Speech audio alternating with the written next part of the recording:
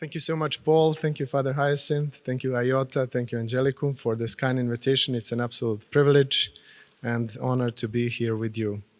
And also thanks to the Dicastery for promoting Christian unity. So this year, the Faith and Order Commission of the World Council of Churches joins the wider ecumenical community in commemorating the 1700th anniversary of the Council of Nicaea. And to mark this occasion, we are convening the 6th World Conference on Faith and Order, gathering churches and theologians from across the globe under the theme, Where Now for Visible Unity. In this presentation, I will seek to revisit the ecumenical significance of Nicaea in the life of Faith and Order Commission by tracing two interrelated trajectories. First, I will offer a historical overview of how the Council and its creed have shaped the identity and theological direction of Faith and Order and the World Council of Churches. And secondly, I will explore some of the challenges and opportunities that the legacy of Nicaea presents to the contemporary ecumenical movement, particularly as we prepare to gather for the World Conference this October. So first, I will look at the very start and the inaugural gathering of the World Conference on Faith and Order, which took place in Lausanne in 1927.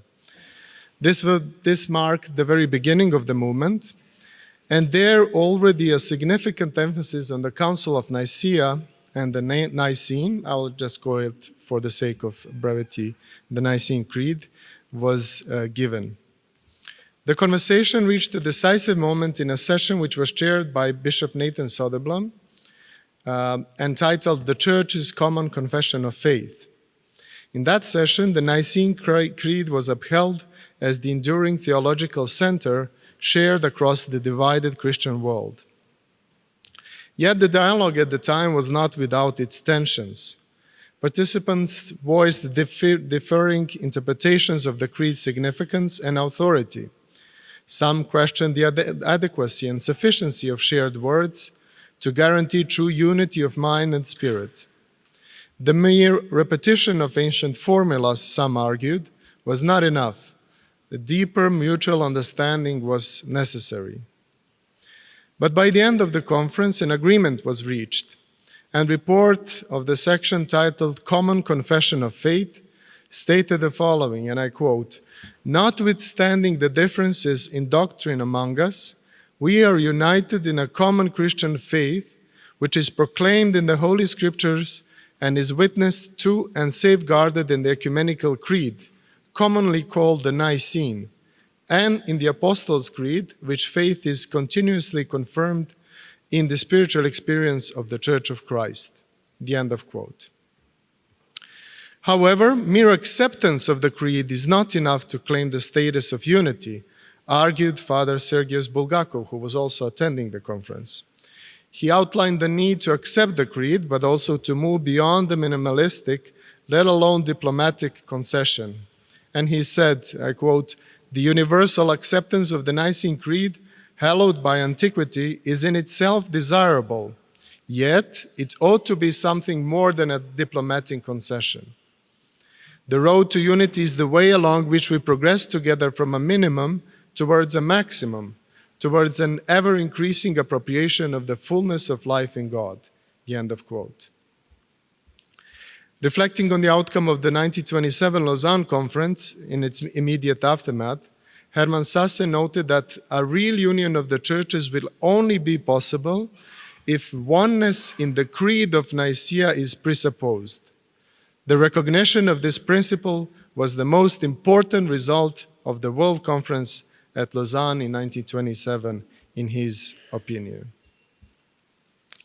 Now, conversations on the Creed and references to the Council of Nicaea gradually receded from the foreground of Faith and Order's work in the decades following Lausanne. Although the Council and its Creed were occasionally cited, Nicaea did not play a central role in the major study processes of that period. A renewed impetus for engaging the significance of the ancient ecumenical councils in general came with the Roman Catholic Church joining the ecumenical movement after the Second Vatican Council. And as many of you know, the Roman Catholic Church has become a full member of the Commission on Faith and Order, and I'm blessed by the opportunity to share this panel with the Vice Catholic vice moderator of the Commission, Professor Violence. This development encouraged a deeper exploration of the ancient council, and especially that of Nicaea, not merely as historical milestones, but as living expressions of the Church's vocation to unity. In parallel, it fostered a richer theological understanding of conciliarity itself, not seen only as a historical practice, but as a structural and spiritual dimension intrinsic to the Church's very nature. It was in this context that in the 1960s, the Faith and Order Commission of the World Council of Churches began to take a renewed and focused interest in the practice of conciliarity in the life of the ancient Church. By 1967, the Commission received a report titled "The Importance of the Conciliar Process in the Ancient Church for the Ecumenical Movement," which was a fruit of a study initiated by the Third Assembly of the WCC, and which was later endorsed at the next World Conference on Faith and Order. This report affirmed that conciliarity is not an optional feature of church life, but a fundamental dimension of its nature. The Church, it insisted, is an ecclesia, an assembly, and as such must gather in representative forms, locally, regionally, and globally, to discern the will of God.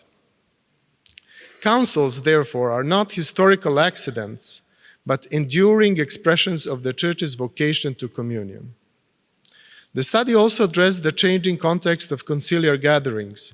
In the 4th century, it was taken for granted that Christian emperors could and should convene councils like Nicaea, but in the post-Constantinian world, especially after centuries of church division and the end of state-church alignments in many contexts, the convening of the councils must now come from the churches themselves, not from political authorities. The study argued that today's councils must be rooted in shared initiative, mutual recognition, and genuine theological dialogue. Strikingly enough, the report ended with a bold vision. The World Council of Churches could be understood as a path toward a future true ecumenical council.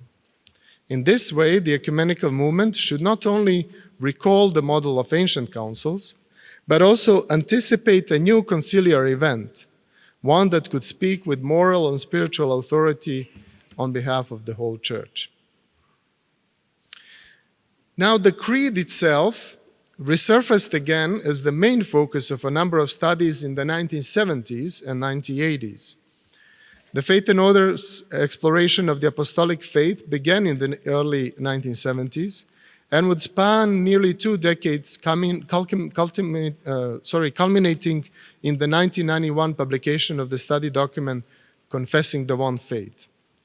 This document was a fruit of a deep and wide-reaching ecumenical process.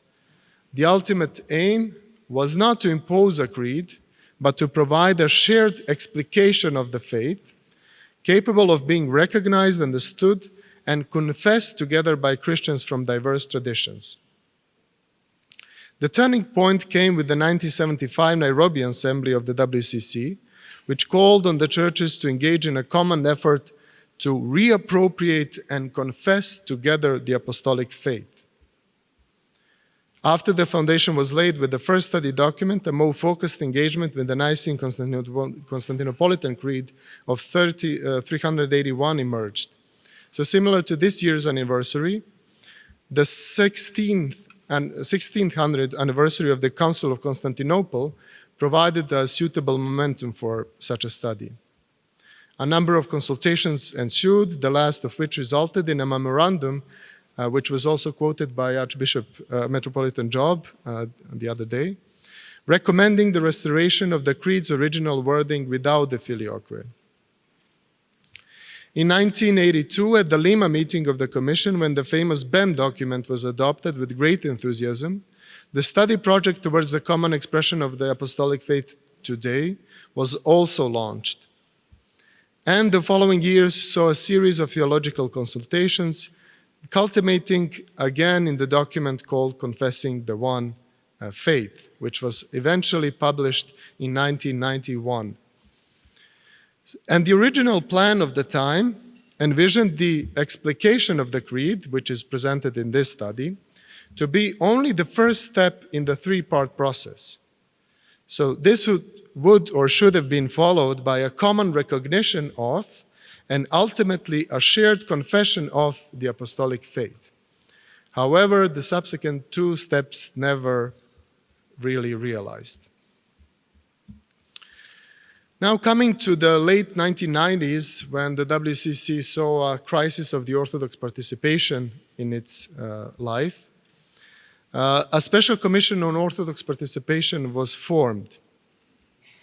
The Orthodox leaders were dissatisfied with certain developments within the WCC, particularly some theological trends, some stagnation in the ecumenical dialogue, and the structural challenges that made their continued participation increasingly strained, not least the method of decision-making, which was done by majority vote before and is being done by consensus since then.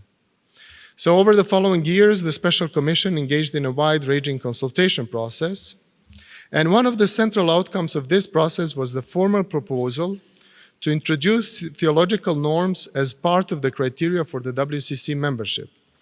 And at the heart of these norms, again, we find the Nicene Constantinopolitan Creed. The Special Commission recommended that all applicant churches articulate how their life and witness relate to the core affirmations of Christian faith as expressed in the Nicene Creed and Scripture. This included, or includes to this day, profession of faith in the triune God, baptism in the name of the Trinity, sacramental ministry, acknowledgement of Christ's presence beyond denominational boundaries, and recognition of elements of the true church in other traditions. And this proposal, as was already mentioned as well in our plenaries, was adopted at the Porto Alegre Assembly in 2006. And since then, the Creed has become a part of these theological criteria for admitting churches, new churches to membership in the WCC. So, coming back to 1927, what was once a unifying symbol of the Lausanne Conference now has become, in 2006, an official theological criterion for membership in the WCC. Some 80 years after Lausanne, Nicene Creed had moved from being a common point of reference to a common point of belonging for all WCC member churches. So where do we stand today? Does the legacy of Nicaea still play a vital role in the life of the ecumenical movement and the WCC, and in the ongoing search for visible unity? Can the Nicene Council serve not only as a point of reference, but as a catalyst for growth in communion? Now, due to the time limitation, I will just limit myself to naming but one concrete opportunity, which was already mentioned, and one concrete challenge, which was already, I think, also touched upon in some of previous presentations. At least one point, or at least on one point, Christians across a wide range of traditions appear to find remarkable consensus, which is that Nicaea offers both inspiration and an invitation through the call for a common celebration of Easter. The fact that Easter was commonly celebrated in 2025 seems like a providential coincidence that created a momentum for us to be inspired by Nicaea again. And in that regard, the Faith and Order Commission has joined the efforts to promote the search for joint celebration of Easter and produced a publication, for which I'm also grateful to the here present contributors, Johannes, Dagmar, and others, called Towards a Common Date for Easter, which includes fresh perspectives on the concrete proposal for solving this issue, which dates back to Aleppo consultation in 1997. Now, to name just one of the challenges, which in all of the conversations on Nicaea that I've had in the preparation for the World Conference, I've persistently encountered. The memory of Nicaea is not without deep ambivalence. For many Christian traditions, particularly those shaped by certain Protestant traditions or marked by the painful legacies of colonization, the Council is often viewed almost exclusively through the lens of imperial entanglement. Constantine's role in convening the bishops is read as an exercise in political control, an attempt to secure imperial unity through theological conformity. And in this view, the Council represents the Church's surrender to the empire and transition from persecuted minority to imperial instrument. an image that resonates strongly for communities whose own histories reflect ecclesial complicity in colonial and systemic injustices. Moreover, concerns about asymmetrical power dynamics in ecumenical discourse also remain acute. For many, unity rhetoric can too easily mask more profound inequalities in theological voice, cultural standing, and institutional power. So in response to that, how can Nicaea still serve as an inspiration for the quest for visible unity despite the imperial entanglement? Here, I believe the history of the Council itself offers an important response, or at least a deeper reading of it. Nicaea, I believe, can be compellingly interpreted as an essentially anti-imperial event, perhaps not in its convening, but in its theological content and in its reception. The Council's origins lay not in imperial initiative, but in ecclesial discernment. The bishops were already seeking a conciliar path through the Arian controversy. Constantine's intervention was a pragmatic attempt to manage conflict, but the theological breakthrough of the Council included the homoousios, the confession of Christ's full divinity, exceeded the emperor's political aims. In that regard, the Council itself produced what is sometimes called a theological surplus that cannot be simply reduced to the imperial nature of the Council. Indeed, the Council's decisions provoked rather than secured imperial consensus.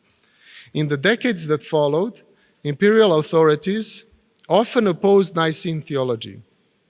If we take that the councils, Nicaea included, gained their true meaning and status in the process of their reception, then it can be, I believe, argued that the council's lasting authority was forged not through imperial enforcement, but through the parousia, or parousia, speaking truth to power, of its defenders, most notably Athanasius, who suffered repeated exile for his fidelity to the council. And in this way, Nicaea became a canon of resistance to power, a theological standard upheld against coercion and political expediency. For today's ecumenical movement, in addition to revisiting the importance of the Creed as a basis of our shared faith, the joint celebration of Easter, I believe that the search for this deeper reading of Nicaea is also crucial. It reminds us that unity and theological convergence is not sought at the expense of justice, integrity, or truth. Rather, champions of Nicaea can teach us that these are pursued precisely in the actions of resistance to the powers to be. The Creed's legacy is not one of imperial conformity, but of courageous theological clarity forged in resistance. 2 more minutes, Andrei. As the churches commemorate the 1700th anniversary of Nicaea, I believe we need to carefully build on our own ecclesial traditions, as we are doing these days, but also the existing tradition of our ecumenical engagement, which, looking back at this 100 years of history of faith and order, but also of different engagements with the Council within the World Council of Churches itself, to me seem to be sometimes easily neglected or even forgotten. We need to do so also to be able to discover those anti-imperial and perhaps even decolonial potentials of the Council, which for many Christians remain an enduring challenge of Nicaea. Thank you.